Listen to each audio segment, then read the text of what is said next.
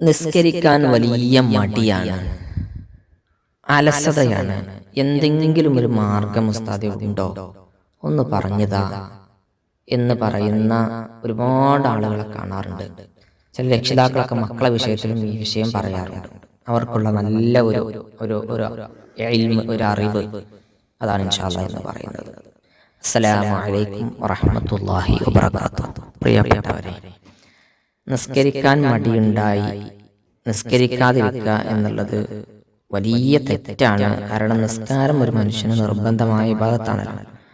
അപ്പോൾ നിസ്കരിക്കാൻ മടിയാണ്, മകൻ നിസ്കരിക്കുന്നില്ല, അല്ലെങ്കിൽ പലപ്പോഴും എനിക്ക് തന്നെ നിസ്കരിക്കാൻ തോന്നുന്നില്ല എന്ന ഒരു ചിന്ത, മടി തോന്നുക, അലസത തോന്നുക, എത്ര ആയാലും നിസ്കരിക്കാനാണ്ട് മനസ്സുകൊണ്ടാണ് കഴിയുന്നില്ല. നിസ്കാരത്തോട് ഉറപ്പുണ്ടായിട്ടൊന്നുമല്ല, പക്ഷെ ഒരു മടി പിടിച്ചിരിക്കുക.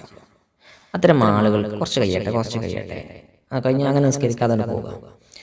അത്തരം ആളുകൾക്ക് ഒരു ഏറ്റവും നല്ല ഒരു ഇൽമ്, ഒരു പരിഹാര മാർഗം, നിങ്ങൾ ബെഡിലേക്ക് കിടക്കാൻ വേണ്ടി ബെഡിലേക്ക് പോകുമല്ലോ.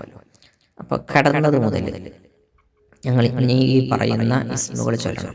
യാ റഖീബു, യാ മുഹീ, യാ മുമീതു. ഈ 3 ഇസ്മുകൾ ഇങ്ങനെ ചൊല്ലിക്കൊണ്ടേയിരിക്കുക. ഉറങ്ങുന്നത് വരെ ഇത് ചൊല്ലണം. നോക്കൂ, നിസ്കാരം നിർബന്ധമല്ലേ. അത് മടി കാരണമാണെങ്കിലും എന്ത് കാരണമാണെങ്കിലും ഒഴിവാക്കിയാൽ അള്ളാഹുവിൻ്റെ കഠിനമായ ശിക്ഷ നമുക്കുണ്ടാകും. അപ്പം നമ്മൾ നിസ്കരിക്കാൻ നിർബന്ധമാണ്. അപ്പോൾ നിസ്കാരം അലസതയില്ല, നിസ്കരിക്കാൻ മടി തോന്നാതിരിക്കാനുള്ള വഴികൾ ചെയ്യണം.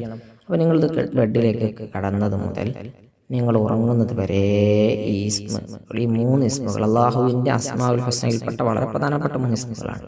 ഈ ഇസ്മുകൾ നിങ്ങൾ ചൊല്ലിക്കൊണ്ടിരിക്കുക. ഇൻഷാ അല്ലാഹ് മടി മാറാൻ അത് വലിയൊരു കാരണമാകും. അള്ളാഹു നല്ല ഉന്മേഷത്തോടു കൂടി, നല്ല ആരോഗ്യത്തോടു കൂടി, മരിക്കുന്നത് നല്ല സന്തോഷത്തോടു കൂടി നിസ്കരിക്കാനുള്ള തൗഫീഖ് നൽകട്ടെ. അസ്സലാമു അലൈക്കും.